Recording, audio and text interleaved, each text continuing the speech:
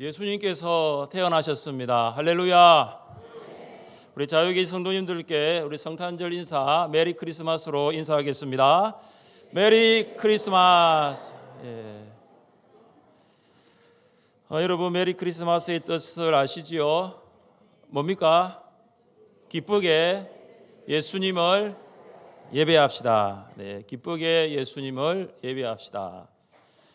오늘 설교 제목은 매일 메리 크리스마스입니다. 제가 설교 제목을 이렇게 잡은 이유가 있습니다. 예수님을 예배하는 날이 크리스마스인데 예수님을 예배하는 날이 1년에 딱 한 번인 12월 25일 성탄절 하루만이 아니라는 것이지요. 1년 365일 매일이 크리스마스라는 것입니다. 매일매일 예수님께 예배할 수 있기를 바랍니다. 우리의 삶이 매일매일 크리스마스라는 거죠. 우리의 삶이 매일매일 예수님을 예배할 수 있어야 됩니다. 우리는 어떻게 매일매일을 메리 크리스마스로 보낼 수 있을까요? 첫째, 예수님을 왕으로 고백하십시오. 한번 따라해 보겠습니다. 예수님은 나의 왕이십니다. 믿으십니까? 매일을 메리 크리스마스로 보내기 위해서는 우리는 예수님을 왕으로 고백하면 됩니다. 여러분, 지금으로부터 약 2000년 전 첫 번째 크리스마스의 모습은 어떤 모습이었을까요? 캄캄한 밤이었습니다. 아무것도 보이지 않는 아주 어두운 밤이었습니다. 그때 동방에서 별을 연구하던 박사들이 특별한 별을 보았습니다. 이 동방의 박사들은 유대인의 왕을 오랫동안 기다리며 기대하였습니다. 주전 605년에 바벨론으로 끌려갔던 다니엘은 하나님께서 주신 탁월한 지혜로 이 바벨론 박사들의 스승이 되었습니다. 왕이 이에 다니엘을 높여 귀한 선물을 많이 주며 그를 세워 바벨론 온 지방을 다스리게 하며 또 바벨론 모든 지혜자의 어른을 삼았으며, 그러니까 바벨론의 박사들은 이 다니엘을 통해서 유대인의 왕을 알고 있었고 그 왕을 사모하며 기다려왔습니다. 어느 날 밤 동방 박사들은 아주 특별한 큰 별을 따라서 바벨론에서 예루살렘까지 왔습니다. 여러분, 바벨론에서 예루살렘까지의 직선 거리는 850km, 그리고 실제로 그 거리를 통과하려면 1500km가 됩니다. 여러분, 1500km는 울산에서 서울까지 한 번, 두 번, 세 번, 네 번, 다섯 번 거려요. 울산에서 서울까지 305km, 동구에서 서울까지 320km, 그러니까 1500km면 서울을 다섯 번 왔다 갔다 하는 거리입니다. 동방박사들은 유브라데 강을 건너고 사막을 통과해야 했습니다. 당시 이 사막에는 매복하여 사람들을 약탈하는 강도들이 많았다고 하니 그들은 생명, 이 목숨을 무릅쓰고 예루살렘으로 왔던 것이죠. 드디어 동방박사들이 1500km의 길고 긴 여정 끝에 예루살렘에 도착합니다. 그들은 헤롯 왕에게 이렇게 말합니다. 유대인의 왕으로 나신 이가 어디 계시냐? 우리가 동방에서 그의 별을 보고 그에게 경배하러 왔노라 하니, 이 질문을 들은 헤롯이 안색이 변합니다. 그리고 불안해서 어쩔 줄을 모릅니다. 여러분, 왜 헤롯이 안색이 변하고 왜 불안해했을까요? 왜 그렇죠? 답부터 말하자면 헤롯은 진짜 유대인의 왕이 아니었기 때문입니다. 그는 진짜 유대인의 왕이 아니었습니다. 헤롯은 에서의 후손인 이둠의 사람입니다. 그러니까 헤롯은 다윗 왕의 합법적인 계승자가 아닙니다. 여러분, 예수님의 족보를 보시면 아브라함이 이삭을 낳고 이삭은 누구를 낳았죠? 이삭이 아들이 둘이잖아요, 그죠? 이삭이 에서와 야곱을 낳았는데 이 마태복음 1장에 보면 이삭은 에서가 아니고 야곱을 낳았어요. 이렇게 기록이 됩니다. 그러니까 무슨 말입니까? 헤롯은 에서의 후손이니 다윗 왕이 합법적 계승자가 아니라는 것이죠. 그런데 유대인이 아닌 헤롯이 다윗 왕의 합법적 계승자가 되기 위해서 어떤 일을 하였는지 아십니까? 그는 먼저 대제사장이었던 히르카누스 2세의 손녀인 마리암네와 정략 결혼을 합니다. 여러분, 결혼은 아주 거룩한 거잖아요, 그죠? 헤롯은 가장 거룩해야 할 결혼도 자신의 정치적인 그 입지를 견고하기 위한 수단으로 이용했습니다. 헤롯은 나중에 이러한 자신의 계획이 탄로나자 아내를 죽입니다. 장모를 죽이고요, 삼촌을 죽이고 심지어 자기의 세 아들까지도 살해하는 정말로 잔인한 사람이 헤롯입니다. 헤롯은 유대인들의 지지도를 끌어올리기 위해서 스룹바벨 때 지었던 볼품없는 성전을 웅장한 성전으로 재건하였습니다. 그리고 헤롯은 로마 황제들의 총애를 받기 위해서 가이사의 이름을 딴 항구 도시 가이사라를 건설하였습니다.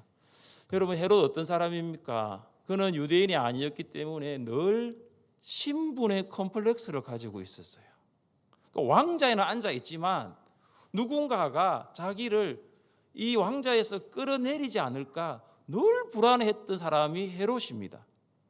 그래서 그는 유대인들과 로마인들의 인정을 받기 위해서 성전도 재건하고 그리고 항구도 건설했던 것입니다. 그런 헤롯을 가장 불안하게 만들었던 질문이 무엇입니까? 유대인의 왕으로 나신 이가 어디 계시냐? 지금 유대인의 왕의 행세를 하고 있는 헤롯에게 진짜 유대인의 왕이 나타난 것입니다. 이 질문은 헤롯뿐만 아니라 온 예루살렘을 소란하게 만들었습니다. 이 동방 박사들의 질문에서 우리가 확인할 수 있는 한 가지가 무엇입니까? 태어난 아기가 유대인의 왕으로 오셨다는 것입니다. 이 아기가 성장하여서 유대인의 왕이 된다라는 말이 아니죠. 그는 아기지만 이미 왕이십니다. 여러분, 세상의 왕은 태어나고 난 다음에 왕의 지위가 주어집니다. 그러나 예수님은 태어나시기 전에 이미 왕이셨습니다. 사랑하는 성도 여러분, 예수님은 여러분의 왕이십니까? 아니면 헤롯처럼 여러분이 여러분의 왕이십니까? 여러분, 예수님이 여러분의 왕이시라면 우리는 예수님을 예배할 수 있습니다. 예수님을 왕으로 고백한다면 염려할 필요가 없습니다.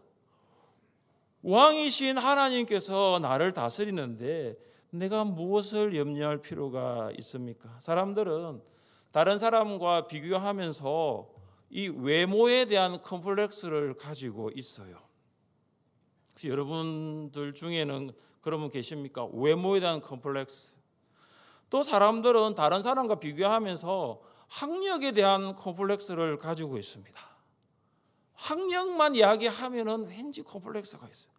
또 어떤 사람은 다른 사람과 비교하면서 직업에 대한 컴플렉스를 가지고 있습니다. 그런데 예수님을 왕으로 고백하면 이런 컴플렉스는 다 사라질 줄 믿습니다. 왜냐하면 예수님이 왕이시잖아요. 그럼 예수님이 왕이면 여러분은 뭐가 됩니까? 잘 모르시죠? 혹시 여기 아버지가 왕이신 분이 있으면 그 아버지의 아들을 왕자라고 부르더라고요. 아버지가 왕인 딸이 있으면 그 딸은 공주라고 부르더라고요. 그거 아주 쉬운 거 아닙니까? 내가 하나님을 왕으로 고백하면 나는 뭐가 된다고요? 왕자가 되는 거죠. 여러분, 왕자들도 다 인물이 출중한 건 아닙니다. 저 개 중에는 좀 떨어지는 자녀들도 있어요. 왕의 자녀들은 다 공부 잘하는 게 아니에요. 또 그 중에는 조금 떨어지는 왕의 자녀들도 있습니다. 중요한 건 무엇입니까? 내가 믿고 고백하는 하나님이 나의 왕이시라는 것, 예수님이 나의 왕이시라는 거죠. 여러분, 이것은 하나님의 말씀입니다. 우리 함께 5절과 6절을 읽어보겠습니다. 이르되 유대 베들레헴이오니 이는 선지자로 이렇게 기록된 바 또 유대 땅 베들레헴아 너는 유대 고을 중에서 가장 작지 아니하도다. 내게서 한 다스리는 자가 나와서 내 백성 이스라엘의 목자가 되리라 하였음이니이다. 아멘.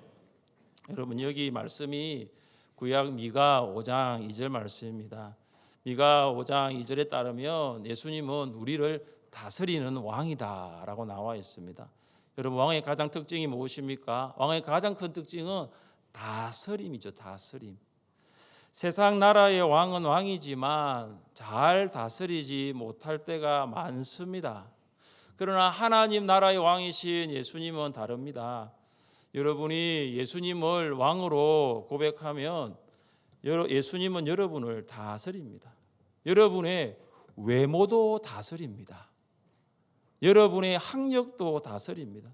여러분의 직업도 다스립니다. 이 말은 뭐냐 하면 예수님이 여러분의 외모를 고치신다, 여러분의 학력을 조작한다, 여러분의 직업을 바꾼다, 이런 말이 아닙니다. 예수님을 여러분의 왕으로 고백하면 있는 모습 그대로 받아들입니다. 있는 모습 그대로. 왜냐하면 이게 최상입니다. 있는 모습 그대로 받아들입니다. 학력도 마찬가지죠. 그냥 배운 모습 그대로 받아들입니다. 직업도 마찬가지입니다. 감사하며 살아갈 수 있는 것입니다. 여러분, 예수님을 왕으로 고백하시기를 바랍니다. 그래야하면 여러분의 매일매일은 예수님을 예배하는 크리스마스가 될 수 있습니다. 둘째, 예수님 때문에 기뻐하십시오. 우리 한번 따라해 보겠습니다. 예수님은 나의 기쁨입니다. 예수님은 나의 기쁨입니다. 여러분, 매일을 메리 크리스마스로 보내기 위해서는 예수님 때문에 기뻐하면 됩니다. 예루살렘에서 헤롯 왕을 대면한 동방 박사들은 베들레헴을 향해 길을 떠나려고 합니다. 그때 바벨론에서 예루살렘까지 인도하였던 별이 다시 나타납니다. 동방 박사들이 그 별을 보았을 때 어떠했습니까? 10절 말씀을 함께 읽습니다. 10절입니다. 그들이 별을 보고 매우 크게 기뻐하고 기뻐하더라. 아멘. 동방 박사들은 별을 보자 기뻐서 어쩔 줄을 몰랐습니다. 왜냐하면 잠시 그 별이 보이지 않았거든요.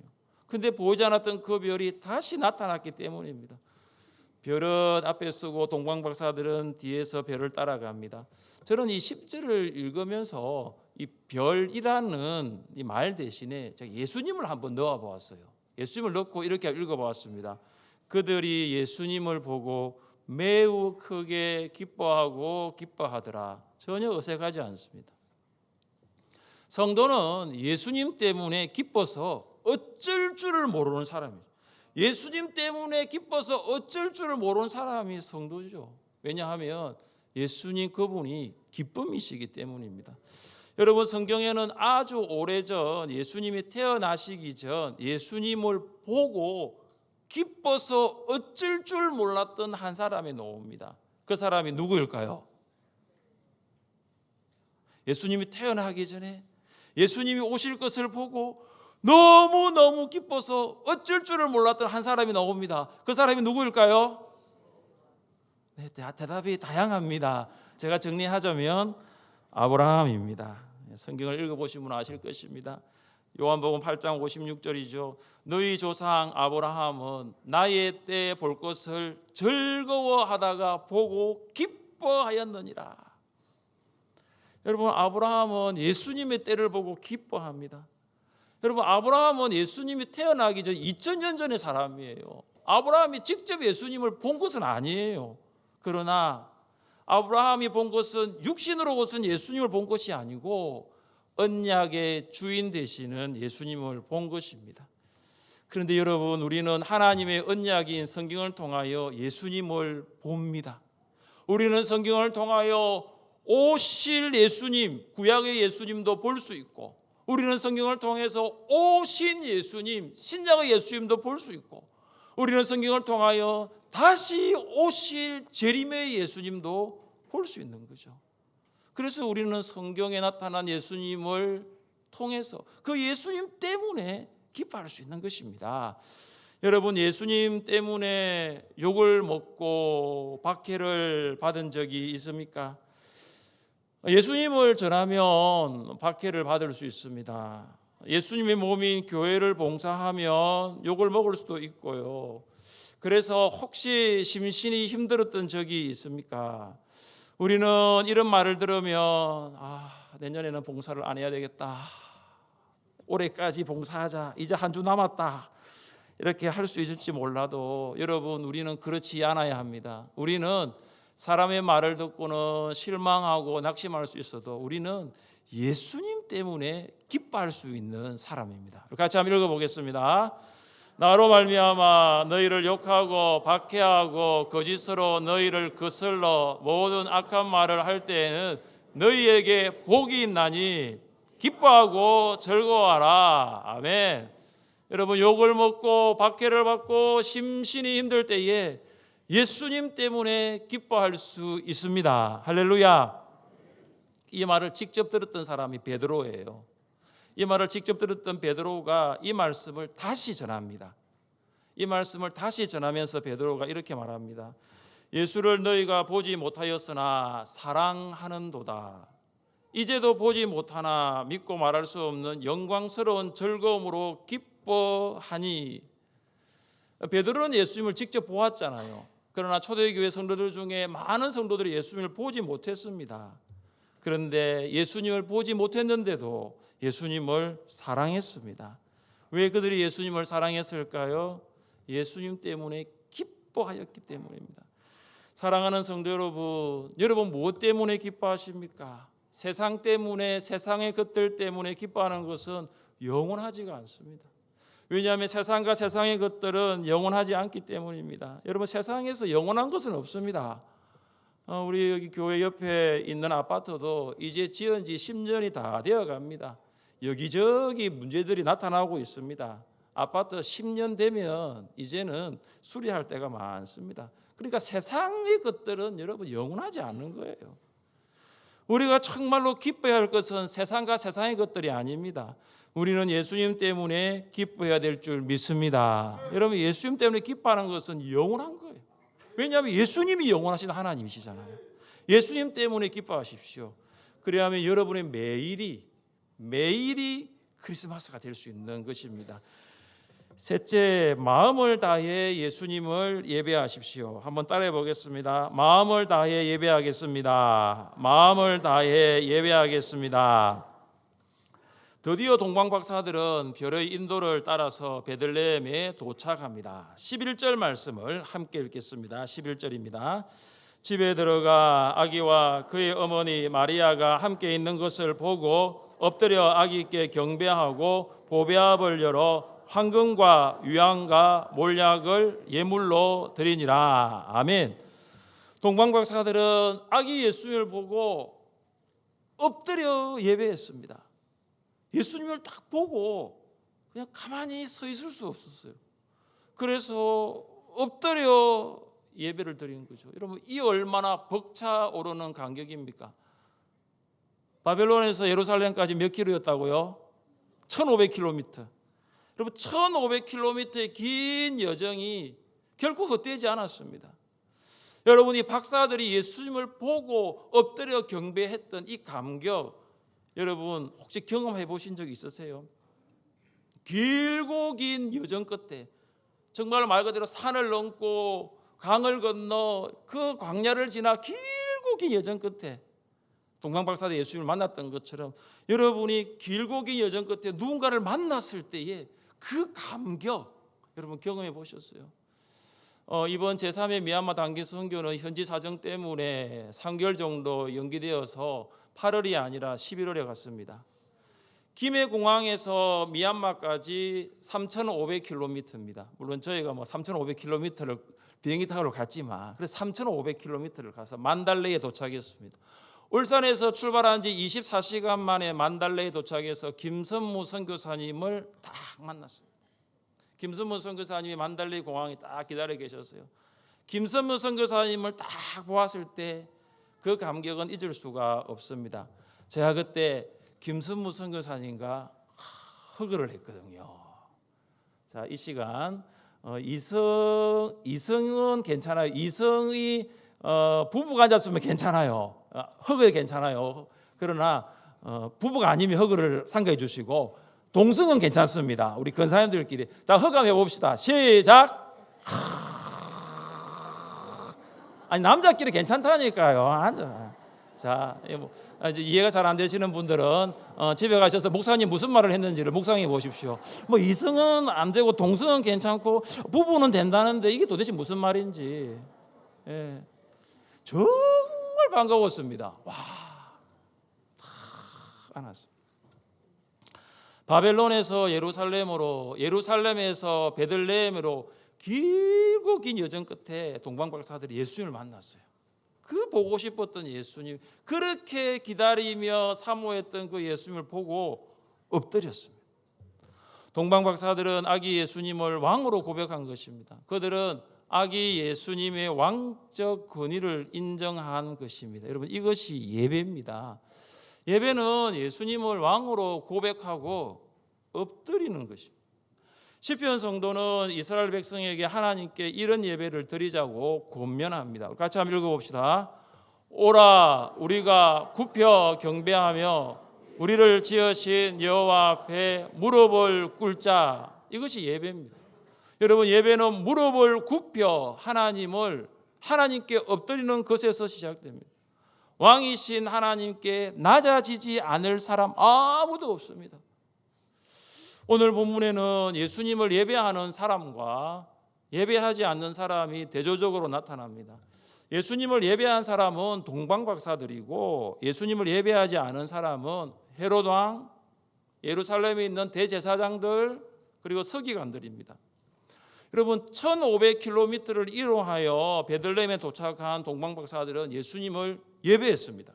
그런데 그럼 베들레헴하고 예루살렘하고 얼마 떨어져 있냐면 10km밖에 안 돼요. 베들레헴에서 10km 떨어진 예루살렘에 살고 있는 사람들은 예수님을 예배하지 않았습니다. 예배는 물리적 거리와 반드시 정비례하지 않습니다. 거리가 가깝다고 예배하고요, 거리가 멀다고 예배하는 것이 아닙니다.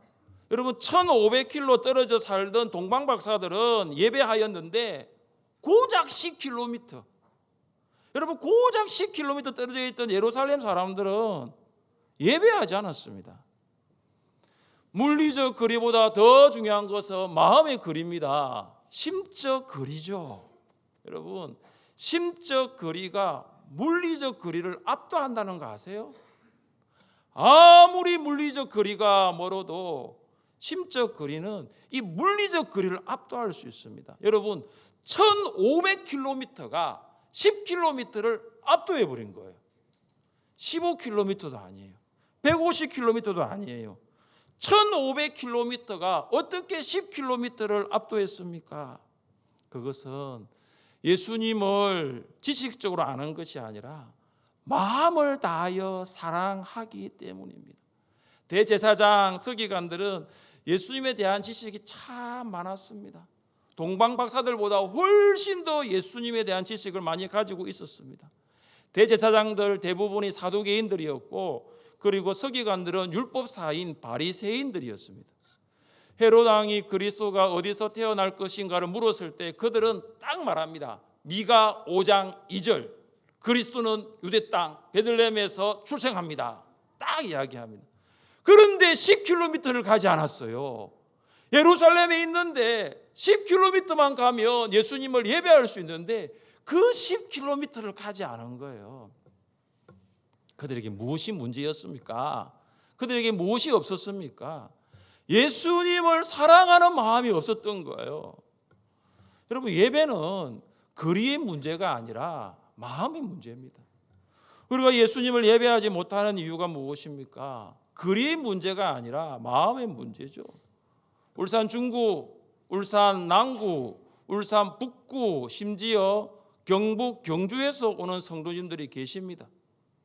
모르겠습니다. 오늘 가장 멀리서 이 성탄 감사 예배 참석하신 성도님이 누구실까 참 궁금하네요.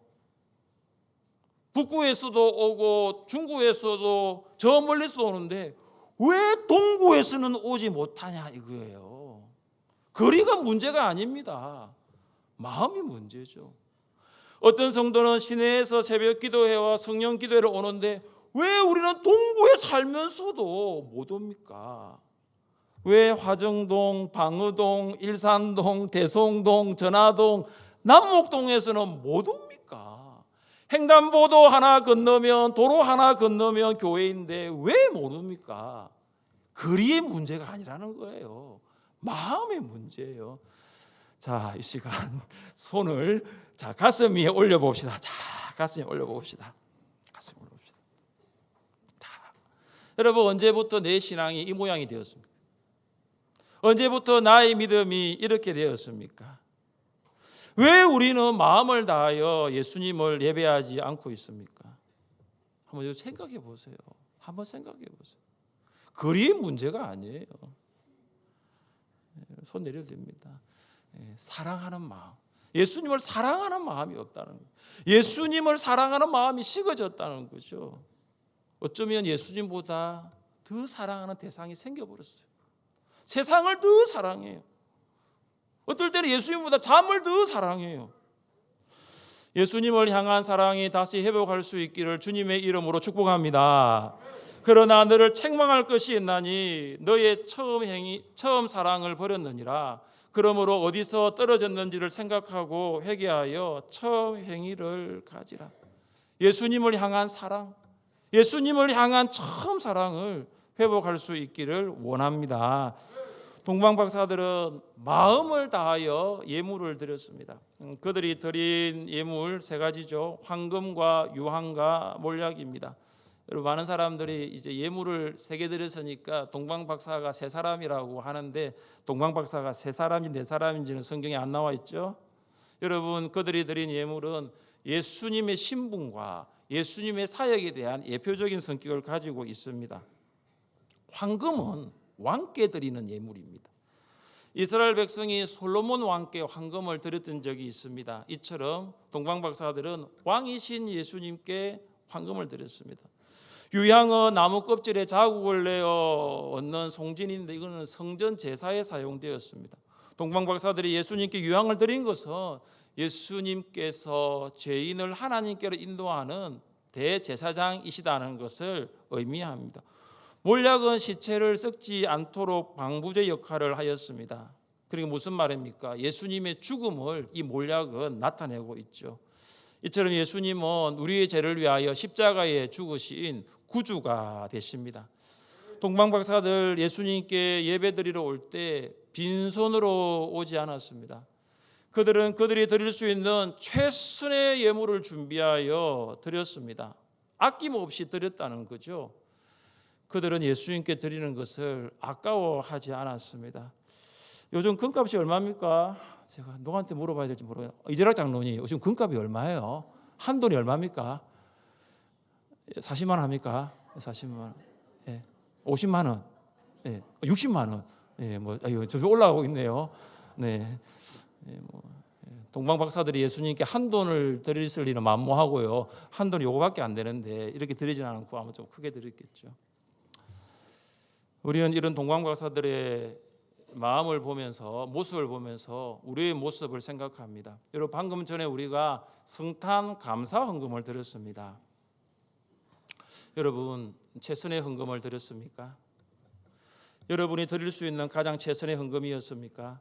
저는 성탄 감사 헌금 이거 아주 우리에게 쉽게 말을 바꾸면 예수님 생신 선물입니다. 며칠 전 큰딸이 생일이어서 가족 외식을 오래간만에 한번 했습니다. 가족들이 나가서 외식을 했는데 밥값이 얼마 나왔을까요? 각자 먹은 대로 나옵니다. 그런데 요즘 물가가 엄청납니다. 4, 5인 가족이 바깥에서 외식을 하면 굉장히 많이 나옵니다. 여러분, 부모님 생신 때, 배우자 생일 때, 여러분 자녀 생일 때 어떤 선물을 합니까? 아마도 생신과 생일은 특별한 날이기 때문에 조금 더 마음을 다하여 특별한 선물을 할 것입니다. 성탄 감사 헌금, 그거 예수님 생신 선물이에요. 여러분, 예수님의 생신을 어떻게 축하하셨습니까? 최선의 선물을 드렸나요? 여러분, 우리가 어떻게 하면 마음을 다하여 최선의 예물을 드릴 수 있을까요? 그것은 우리가 하나님으로부터 얼마나 많은 것을 받았는가를 생각하면 되는 거죠. 우리가 얼마나 많은 것을 받았습니까? 여러분, 우리가 얼마나 많은 것을 받았습니까? 우리가 전부를 받았죠. 얼마나 많은 것이 아니에요. 우리는 전부를 받았습니다. 우리는 하나님으로부터 하나님의 전부를 받았습니다. 하나님이 세상을 이처럼 사랑하사 독생자를 주셨으니 이는 그를 믿는 자마다 멸망하지 않고 영생을 얻게 하려 하심이라. 하나님은 우리를 사랑하셔서 독생자를 주셨어요.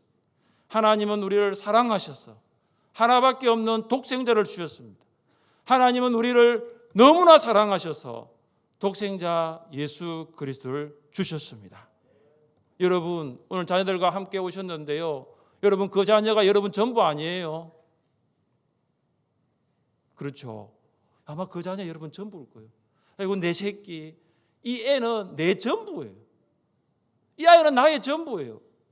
이 아이가 없으면 여러분 살 수 있습니까? 여러분 옆에 있는 자녀가 없으면 여러분 살 수 있어요? 아마 못 살걸요. 하나님에게 예수님은 전부였습니다. 독생자 예수 그리스도는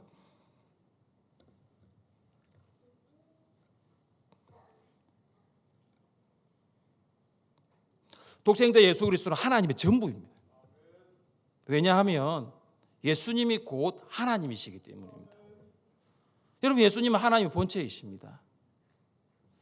그러니까 하나님 우리에게 전부를 주셨어요.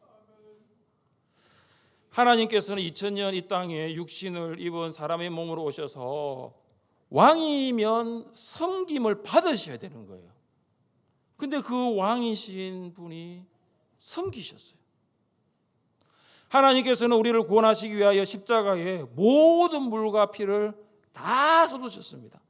마지막 물 한 방울, 마지막 피 한 방울까지 다 흘리셨어요.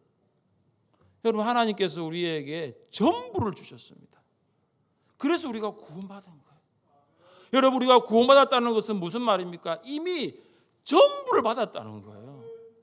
근데 여러분, 우리는 하나님의 전부를 받았는데 우리의 모습은 어떻습니까? 여러분, 우리가 정말로 마음을 다하여 예수님을 예배할 수 있기를 축복합니다. 여러분, 마음을 다하여 예수님을 예배하십시오. 그러면 여러분의 매일이 메리 크리스마스가 되는 것입니다. 사랑하는 성도 여러분, 여러분의 매일이 메리 크리스마스이기를 원합니다. 예수님을 여러분의 왕으로 고백하십시오. 예수님이 여러분을 다스리도록 여러분의 인생을 맡기십시오. 예수님 때문에 기뻐하십시오. 예수님의 기쁨은 세상의 기쁨과는 비교할 수 없습니다. 마음을 다하여 예수님을 예배하십시오. 그래야 여러분의 매일이 메리 크리스마스 될 수 있기를 주님의 이름으로 축복합니다. 우리 자리에 일어나셔서